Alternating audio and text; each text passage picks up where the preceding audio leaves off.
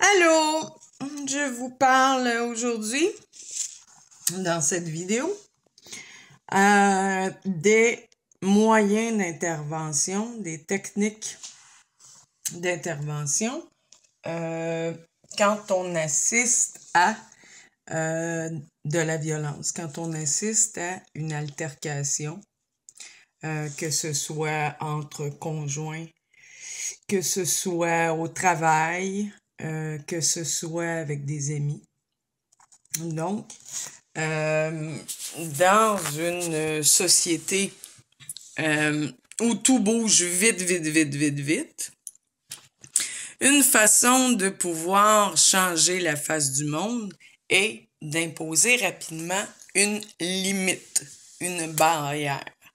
Donc, si la société trouve ce que la société admet, qui ne dit mot consent, ce que la société admet, là où l'on n'intervient pas, c'est une forme de consentement et de banalisation. C'est une façon de dire, OK, c'est acceptable en société.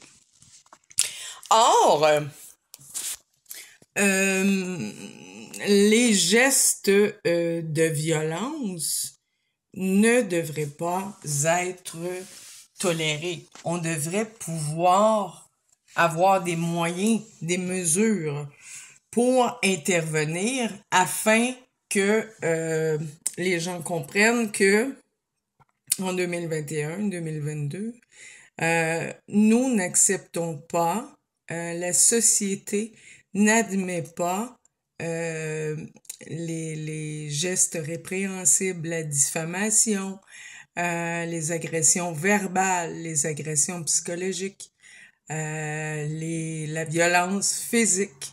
Donc, il est important de mettre des limites. C'est un devoir moral d'intervenir quand on voit quelqu'un en détresse, quelqu'un que ce soit une relation toxique, une relation conjugale, dans la rue, ils sont en train de crier l'un après l'autre, où ils en arrivent au cou, les menaces et tout ça.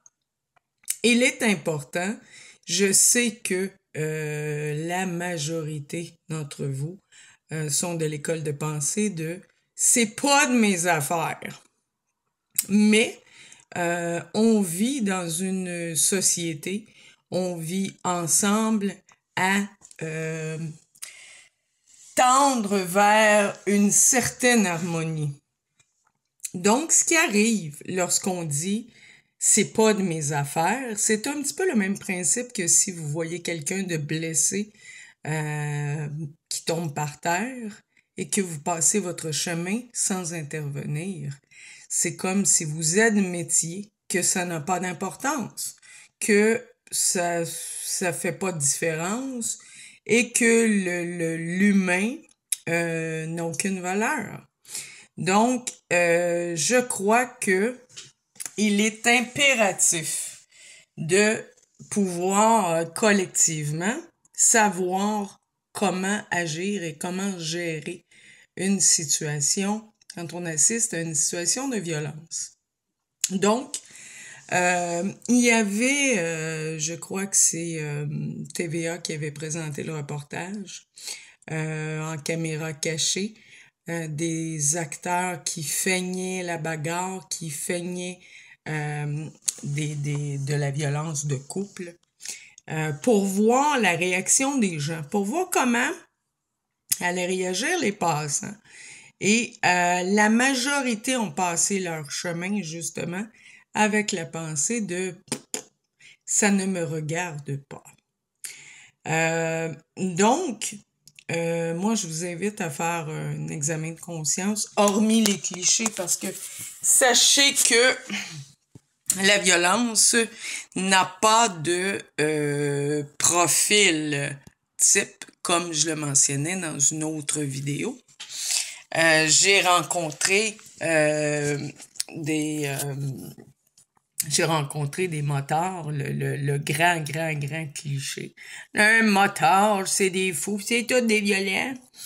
J'ai rencontré quelques amis qui font de la moto, quelques amis motards, qui sont de grands défenseurs de la veuve et de l'orphelin, et qui sont doux, règle générale. Avoir du caractère est une bonne chose. Avoir mauvais caractère pour rien, être un petit peu intempestif ou impulsif, c'est autre chose. Mais j'ai également rencontré des PDG d'entreprises qui n'hésitaient pas à péter leur coche en pleine salle de conférence, ou même on en connaît tous, des élus à la Chambre des communes qui ont passé un peu, qui ont perdu la face en étant incapables d'avoir un contrôle d'eux-mêmes, en étant incapables de conserver une bonne maîtrise de la situation. Donc, il n'y a pas de cliché. Le cliché n'est pas fondé, il n'y a pas de profil type. Cela dit, lorsque vous êtes témoin d'agression, que ce soit verbale, que ce soit psychologique ou physique, il est important de pouvoir intervenir tout en vous protégeant, parce qu'évidemment, on va pas se mettre sur la ligne de feu. Donc, une des façons de faire, ça se passe dans un stationnement ou ça se passe sur une rue. Une des façons de faire, c'est d'interpeller la personne en posant une question anodine pour tâter le pouls sur la situation. Donc, on peut demander, par exemple, à la victime, de loin, évidemment, est-ce que ça va? Est-ce que tout est correct? De cette façon-là, on montre à la victime que l'on est interpellé par la situation. Donc, on avertit si les cris ou les gestes répréhensibles continuent. On avertit l'agresseur à bonne distance, bien sûr, que l'on va prendre des mesures nécessaires, donc filmer la scène ou contacter le 911. Donc, on l'avertit de loin. Évidemment, on ne s'approche pas trop, à moins d'être de l'incroyable Hulk et de pouvoir stopper l'escalade de la violence. Mais pour le commun des mortels, on avertit, arrête ça tout de suite, ce n'est pas acceptable, on demeure à bonne distance, à plusieurs mètres, et on lui dit, on l'informe que l'on va filmer la scène et appeler le 911 si la situation se poursuit, si les gestes répréhensibles, les cris, les coups se poursuivent. On demeure calme, évidemment, parce que on ne veut pas jeter d'huile sur le feu. On demeure calme et ferme dans notre approche. Ce que ça va faire, 3 choses vont se produire par ce type d'intervention-là. La première, c'est que la victime va réaliser que la situation n'est pas acceptable en société, que ce genre de traitement, de cris, de violence verbale ou physique n'est pas toléré en société. Donc, elle va prendre conscience. Peut-être que si quelqu'un intervient, c'est qu'il y a quelque chose qui marche pas. Quand on est dans le bain que l'on subit chaque jour de la violence, on finit par banaliser au point où ça devient quasiment notre pain quotidien, puis on la voit plus, on la remarque plus. Donc, la victime va réaliser que ce n'est pas acceptable en société. La deuxième chose, c'est que ça va créer une coupure, une déstabilisation dans l'escalade de la violence. Donc, notre intervention vient de stopper quelque chose. On vient de stopper les cris, on vient de déstabiliser l'agresseur parce qu'on est intervenu, parce qu'on a réagi. Et justement, ça va permettre à la victime de soit réagir, réfléchir ou même fuir, le cas échéant. Donc, on aura déstabilisé, on aura créé une coupure dans la situation. La troisième chose qui se produira, c'est justement que la victime aura une opportunité de pouvoir faire quelque chose, contre-agir, ou peut-être même appeler les policiers, peut-être venir nous voir ou demander une aide, ou on lui offrira une opportunité par la coupure qu'on aura établie, par la déstabilisation qu'on aura faite. Donc, l'idée, c'est que souvent, ce qui arrive, parce que la victime vit, pour plusieurs, vivent avec l'agresseur lorsque l'on parle de violence conjugale. Donc, ce qui arrive quelquefois, je l'ai entendu souvent, le maudite conne, j'ai voulu l'aider, puis elle veut rien savoir. C'est normal, c'est tout à fait normal, parce que la victime sait ce qui va se passer en arrivant à la maison. La situation ne s'arrête pas qu'à ce qu'on voit. Donc, c'est normal que quelquefois, la victime défende l'agresseur ou prenne la part de l'agresseur, parce que c'est elle qui va y passer en arrivant à la maison. Donc, elle connaît les représailles, elle connaît le tempérament de l'individu avec qui elle est. Donc, elle sait très bien à quoi s'attendre. C'est tout à fait normal et justifié. Donc, mais on n'aura pas fait tout ça pour rien, puisque justement, on aura mis une limite. On aura éclairé, on aura ouvert les yeux à la victime en lui montrant que, en société, ce n'est pas accepté. Ce ne sont pas des choses, des comportements, la violence verbale, psychologique ou physique n'est pas acceptée en société.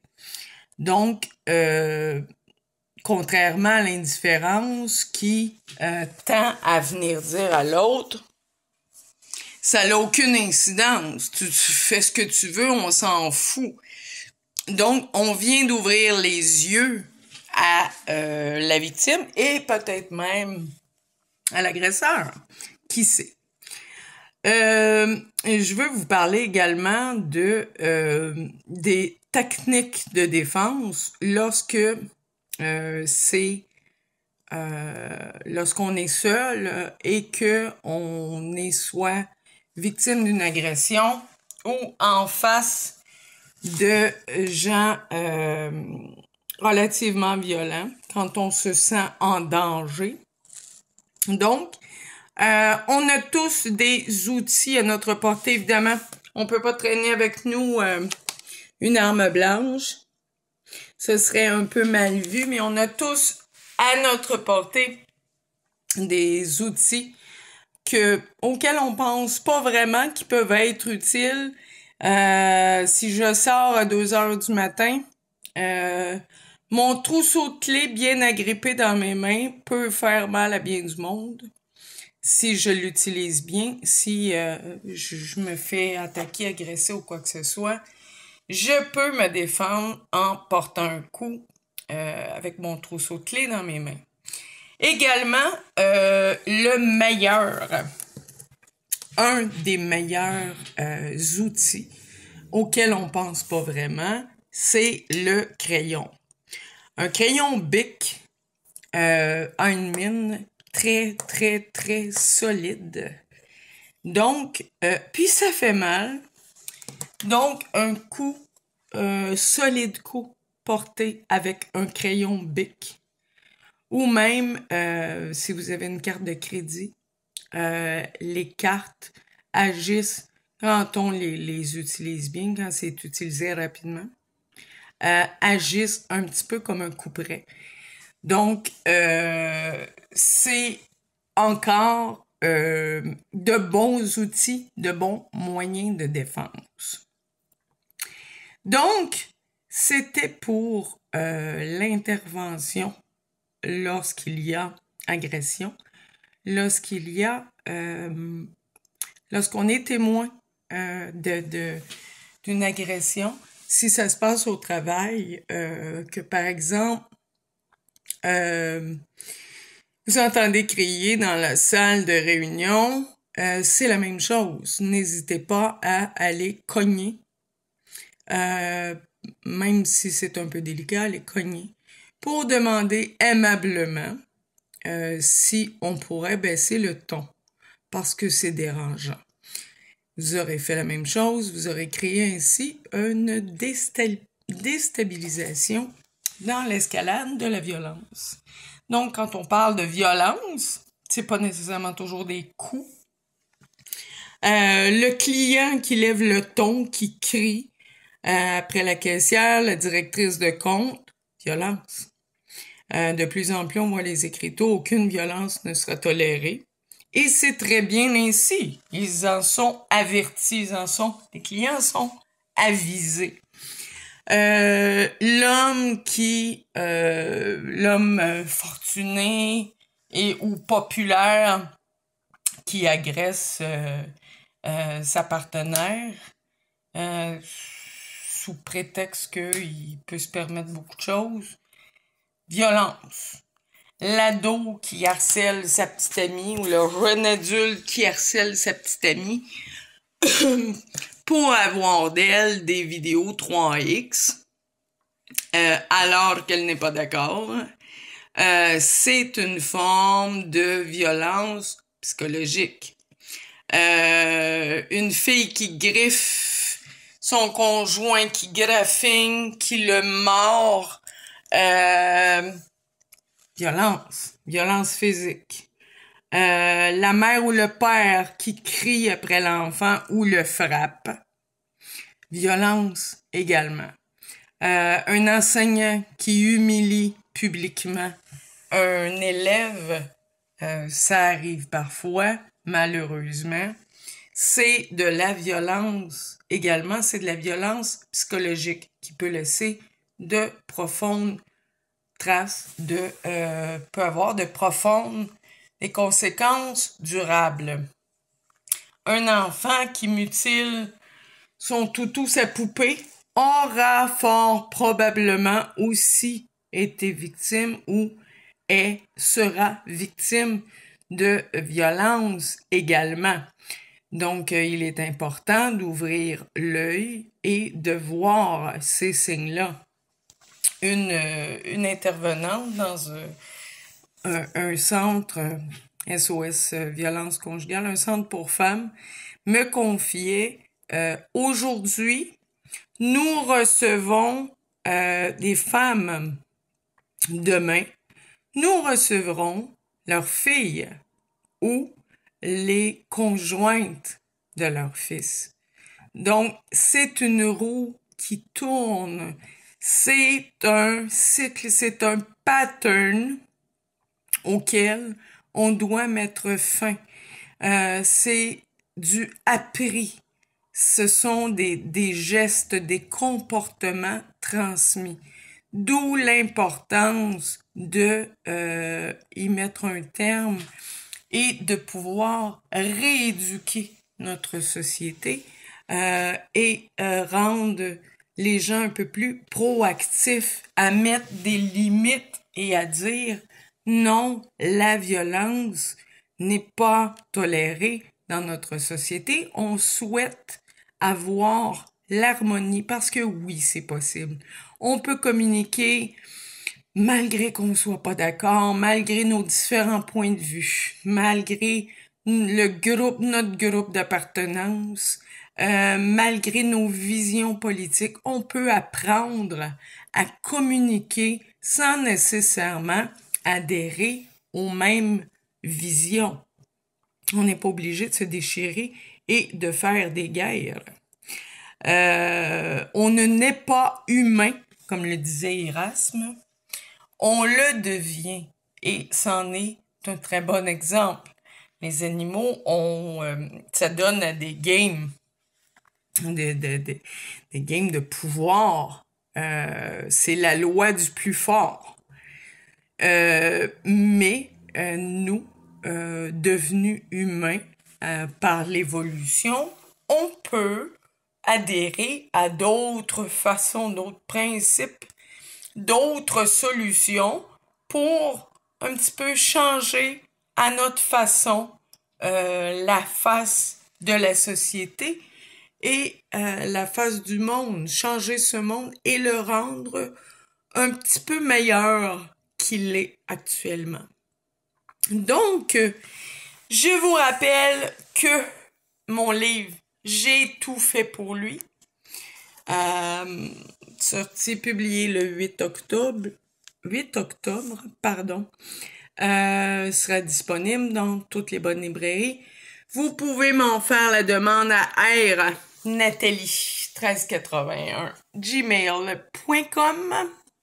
Sur ma page, me laissant un petit mot sur ma page Facebook Nat Rondeau ou encore Nathalie Zen Rondeau. Et je vous souhaite de très très bons et d'agréables moments de douceur, de tendresse et de bonheur. Faites l'amour et non la guerre. Au revoir.